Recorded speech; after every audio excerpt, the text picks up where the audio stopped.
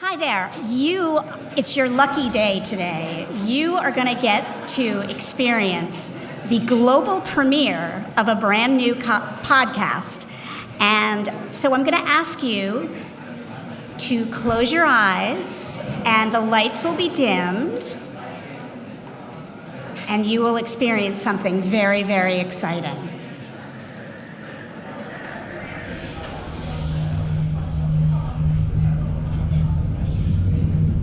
Please close your eyes. Out here training once again with Dad, and I think everything's come crashing down on my head about the reality of what's going to be ahead with this journey to the South Pole. We must cross 5,000 crevasses. If a crevasse bridge breaks, you go through and you don't come home. It's going to hurt doing this. No life around, no flowers, no birds, no insects, no bugs, no bacteria. Feeling ready for this expedition? I'm ready, Bunny. Be frightened, be very frightened, because where we're going, once you're dead. It's going to be a challenge. The fear is real. 60 days, surviving solely off renewable energy. It's going to be one hell of a story. Yes, it's going to be a hell of a story. And that was the Romo podcast. And it's a podcast that actually explores if we can change the world. And we say yes. The people in our team says, yes, we can make some differences. And we need to make those differences because all we need is to know what is the world's to-do list. And there is a master plan called the Global Goals that basically has the entire set of points that we need to do to change the world and make it better for all. And that's the only plan we have. There's no plan B, but there's no planet B either. And the complexity of the issues that we're dealing with cannot be explained in 140 characters. Millennials are increasingly asking for social justice and content that is related to what they want, which is buying with their beliefs. So my co-host and I, Edie and I, decided to create a platform to highlight those champions and to highlight that we are making progress. CBS News Digital came on board and said, we want to actually partner with you.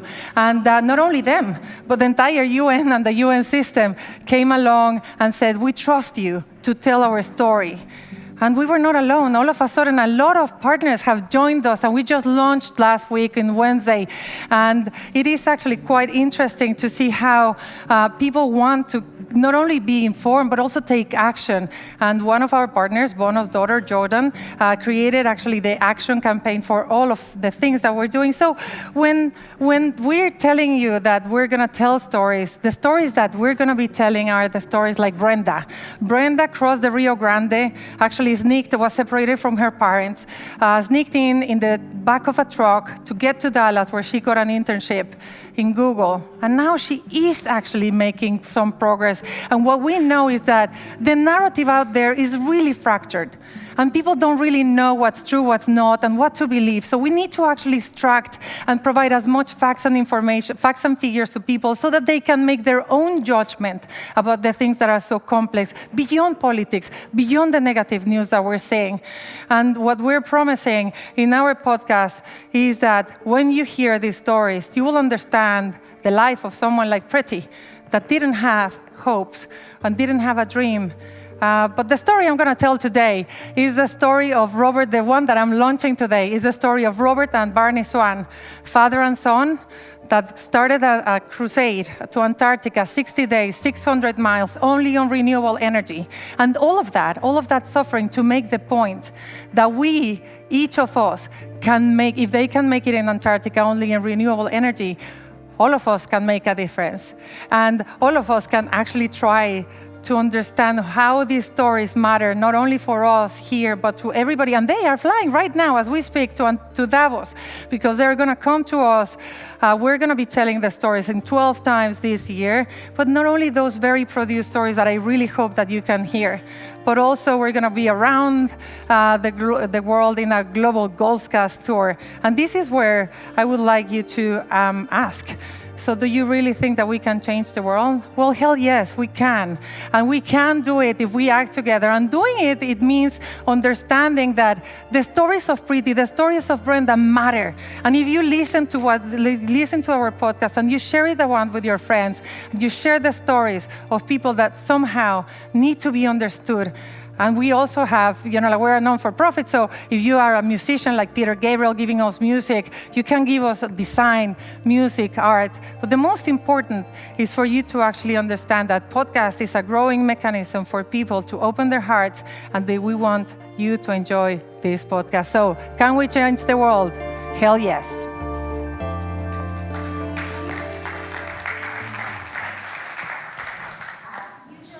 From Claudia Romo Edelman and her passion around this new project, which is very exciting. And I'd also like to ask to come to the stage legendary podcast creator, Matt Lieber, who's the co-founder of Gimlet Media.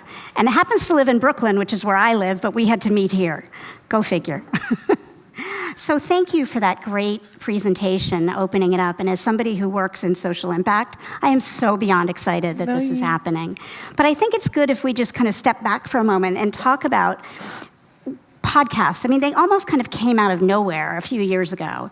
And I'd love to get your thoughts on, why have podcasts become so ubiquitous? Why, if I was to see, show of hands, how many of you listen to podcasts 3 times a week? 5 times a week? Okay, well, that's quite a bit, and you wouldn't have seen that 5-6 years ago. So, Matt, why don't I ask you that first? Why are podcasts a thing? Yeah, and growing and growing and growing. It's like 10% each year. 21%. There you go. Yeah, if you look at the number of podcasts, so I'm Matt Lieber. I'm the co-founder and president at Gimlet Media, and we're a media company where everything begins in audio, and we started with podcasts. And yeah, that's right, growing very fast. If you look at the last 2 years in the U.S. market alone, which is where we operate, it's grown 40% over the last 24 months, right? And there are now 70 million people every month that listen to podcasts. I think it's a couple things. One is there's just more of these in everyone's pocket. There's more connected cars coming online. Half of radio listening happens in cars, so now that we can listen to on-demand audio in cars, that's expanding the listener base. And then there's just been an explosion of really interesting content. We started the company 3.5 years ago, and the month that we launched the company, there was a show called Serial that came about. Have any of you guys heard of Serial? Yes. It's a true crime show. It's a true crime show about a murder, but it also explains the justice system and brings you really close into a world of Baltimore in the past, and that was just an incredible feat of storytelling that brought new people in. Gimlet launched a show called Startup, which was a documentary about what it's like to start a business. We told our own story through the medium of podcast, and that brought in new listeners.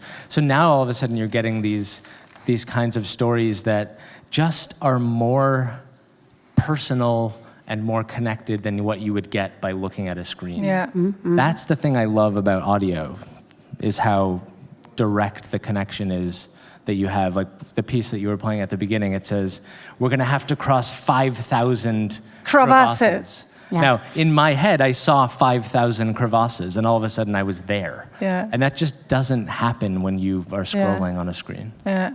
And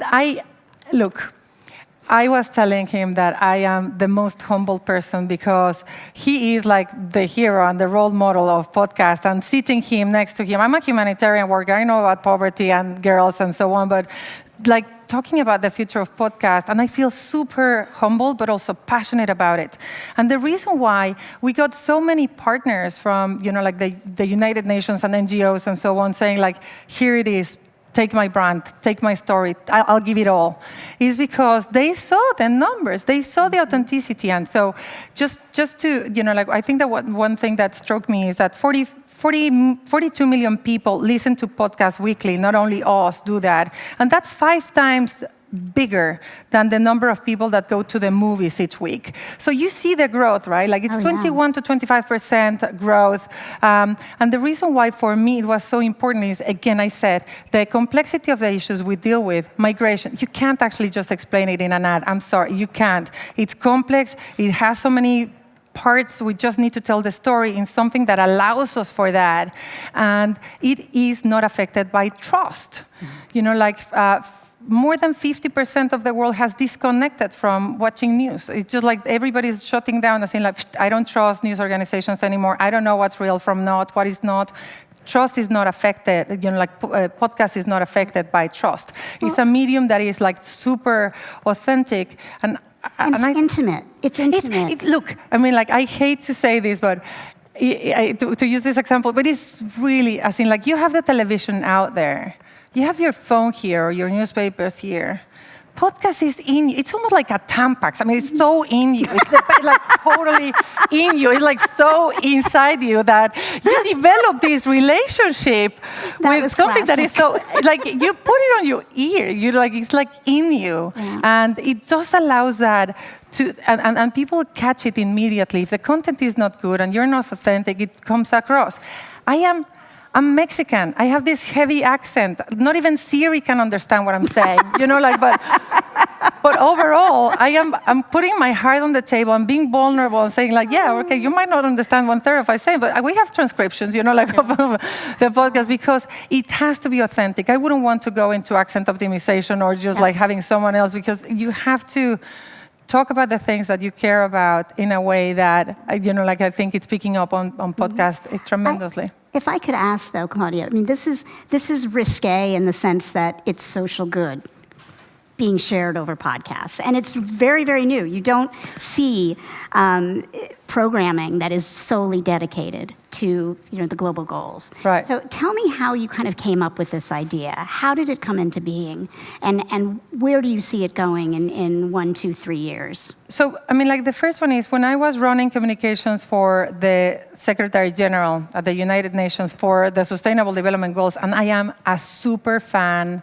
of the Sustainable Development Goals, Gugu. I mean, like, I'm anal, compulsive, obsessive, and this is a list, the to-do list, 17 goals, 169 characters. We know what we need to do to make the world a better place. We know that we can be the first generation that can eradicate extreme poverty, but we also know that we can be the last generation to mitigate the impact of climate change, and we can make the world for a better place for everybody, thanks to the global goals. We know it. So I'm an obsessive person about it. So when I was working in that office and I was telling Matthew, part of my job felt a little bit like a shrink every week, where literally presidents of companies or countries or ambassadors came to talk, to be listened, to say, I am making an effort, I'm trying to set up gender equal pay, and, you know, like, I have 6,000 employees and it's not easy because not all the regions have, and I'm like, oh, okay.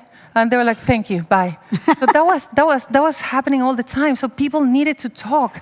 And there's so many people making good things. Mm-hmm. And we're just not providing the platforms to not only highlight their efforts, but we are making progress. The world is better. Well, we are making it. And so unless you provide that platform to make people say, like, you know what, it's true. It's true that there's so many bad news, but guess what? There's a great deal of beauty out there. There's a great, deal of hope, and people want to consume that and want to share stories and also know who's good, who's bad. Where do I buy? Why do I make my consumer choice for companies that have a heart or not? So it just came out of necessity because it was, like, people needed to talk, people needed to know and make choices, and I think that we're going to be better off if we all, increase the amount of platforms for these stories. Well, and just a clarification, the Sustainable Development Goals were actually created with business, NGOs, government working together. The previous set of goals were very much just NGO-focused and UN-focused. So I think overall, these are going to have a much better chance to succeed and for us to actually reach these goals. But Matthew, can you give us an overview of how brands are actually, because inevitably there's going to have to be some mechanism to pay or to cover the costs. So given the purview that you sit on. Yeah, so when we started Gimlet, we had, the company came out of the fact that my co-founder Alex and I both came out of radio. And I was a kid I was obsessed with audio when I was a kid. Like I would listen to... Were you a geek? Yeah, I would listen to, in the States, NPR is the national broadcaster. I listened to that every day on the way to school in the backseat of my parents' car. And I would get home and I would listen to local sports radio. And then I had a clock radio that sat on the side of my bed. I promise I'm going to answer your question, by the way. No. This is much more interesting. I had a clock radio that sat on the side of my bed so I could have a voice rolling into my ear as I fell asleep. And I had all these people in my life, these voices that I had a connection to that I never met, but I felt like I knew. And when we started, the idea came about because I spent a decade producing music and entertainment and news at MTV and NPR, and when we started, the insight was there's a new medium being born. Mm-hmm. And every time a new medium gets born, new media companies get built. And so if you can go back 100 years, and in the 1920s, the new medium was radio, and that's when CBS got built. Yeah. In the 1980s, the new medium was cable television, and that's when MTV got built. That's when CNN got built.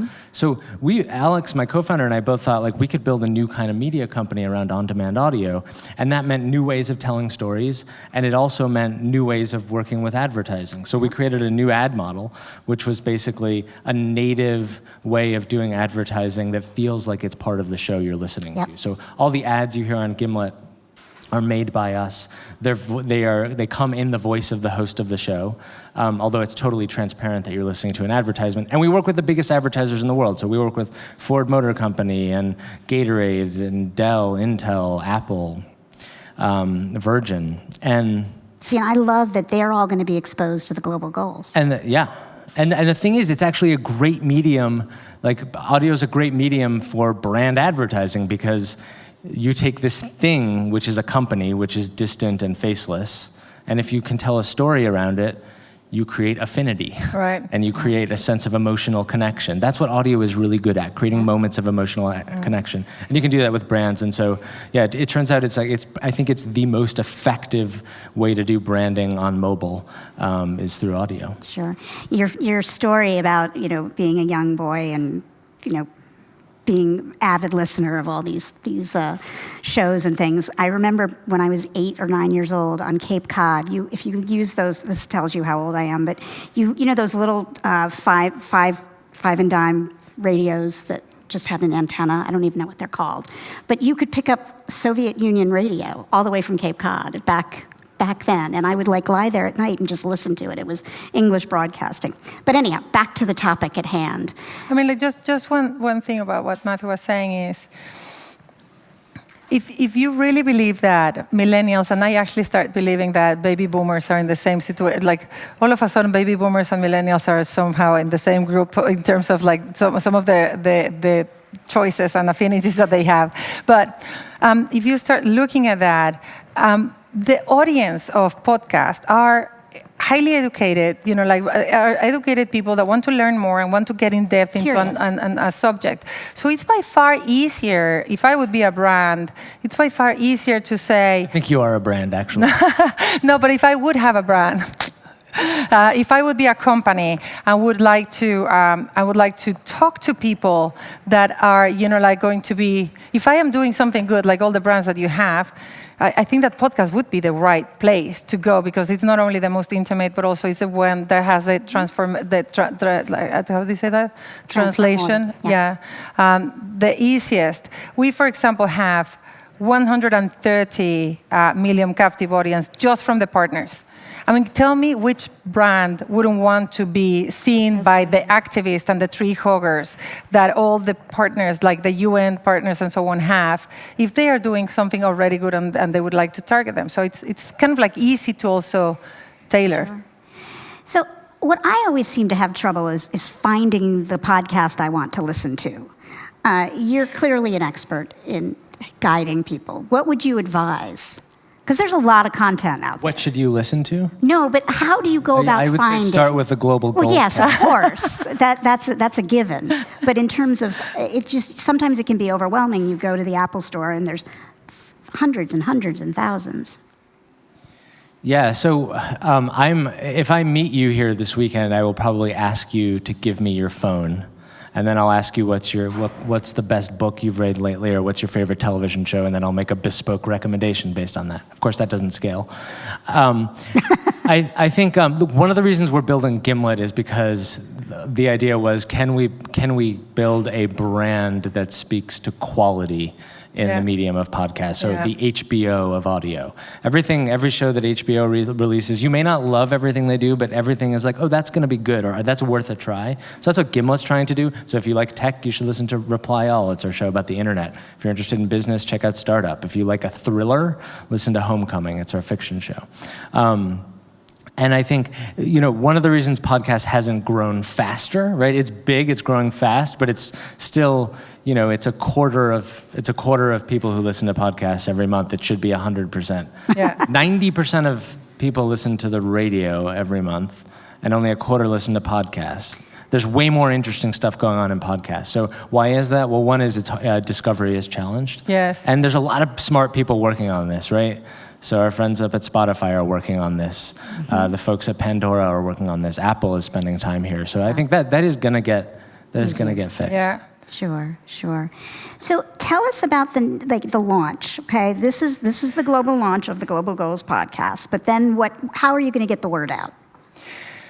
So, we're a non-for-profit, right? So this is not, and all the advertisement is done by CBS, and the sponsorships model is not ours. But what we really and podcast is wonderful, but also it's cruel. So you can have a video on YouTube for 5 years and no one bothers you, and you can leave it there, and if you have a podcast, you have a time clock, and you have a ticker to actually say what's your algorithm. Are you going to make it for the first day, the 24 hours? Let me see your numbers to see whether we feature you or not. Or, you have 8 weeks. So for us, the first 8 weeks are going to make it or break it in terms of whether we can get the numbers. That's why I was saying, please download our podcast. Please listen to it. It matters because it's not about our podcast. It's about the impact that a podcast can have really in making people aware. Mm-hmm. Do you know the amount of misperception and misconceptions that a country like America has on migration? Oh. If we can't help reconstruct the narrative of an issue if we could, through one podcast, through one story, reconstruct a narrative, the average American doing a hell of a job. The average American doesn't know the difference between a migrant, a refugee, and an immigrant. Right. So altogether, I think that if we're counting on influencers, and for example, having him tweet about the podcast, or having him give us advertisement on his multiple podcasts about a non-for-profit would be amazing. And so those are the these folks where can they find it? In globalgoalscast.org, yeah. Or iTunes, or wherever you find your... Apple Podcasts. Apple Podcasts. Okay, good. Apple Podcasts, that would be the one. Action item, everybody needs to go and check it out. Right. But you see, I think that also what he was saying is really interesting, because I think that this group has a lot of technology, and you should actually just get a little bit more your pencil, sharpen your pencils in terms of looking at the future, as in this is not a short-term, thing. It's almost you're starting to see in 2002, when social media was already starting, and it was already there, but a lot of people didn't know about it. So we need technology to make it more easy to discover. Mm-hmm. The discoverability of podcasts is making me work like hell, right? Because if I wanted to hear what did he say in his podcast and I search for it, there's no way I can find it. I just have to listen to the entire 30 minutes or whatever to see what was the quote that he said. So what we're doing is actually extracting quotes and extracting figures and pushing them through social, and that has a lot of cost. Why wouldn't be, technology companies just going and coming up with, smart ways to make, search easier for podcasts, and actually looking at that the future will be voice and will be audio, and that's something. I would love to see Alexa being interactive. Okay, so hi Alexa, tell me more about Robert Swan in this podcast, or why don't you? Hi Alexa, I love that. Why don't I sign the petition for whatever congressman or some those are the kind of things that will help. Exactly. Yeah. Well, we are just about out of time. Time flies when you're having fun. So we didn't even get to half our questions. But you two are going to be around, so people can come and get more information and learn more about Gimlet. And I would encourage you, though, to go ahead and check out the Global Goals podcast. You have to know it's going to be exciting and interesting with somebody like Claudia behind it. So thank you, Matt Lieber, and thank you, Claudia Romo Edelman. Thank you. Wonderful, and thank you Thank all. you. Thank you all.